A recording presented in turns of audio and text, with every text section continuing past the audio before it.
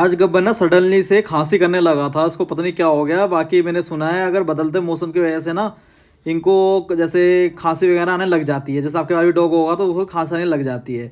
तो उसका इलाज एक ही है, अपने कोई भी नियर बाय पेट शॉप पे जाना और वहाँ जाके ऐसी मेडिसिन आएगी कफसोल के नाम से, जो कि आप 2 बारी भी दोगे ना, 2 बारी में आपके डॉग को ना फ़र्क पड़ जाएगा, जिसकी वजह से देखो ढीला भी पड़ा हुआ बेचारा खांसी की वजह से।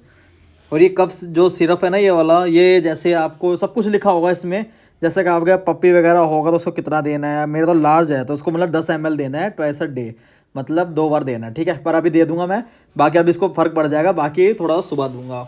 और ये देखो अभी देखो उसको पता लग गया मेडिसिन है, और अभी से देना मुंह फेरने लग गया। तो बेचारा देना रो भी रहा है, देखो लगता होगा भाई, फील होता होगा उसको बेचारे को दर्द सा, है ना।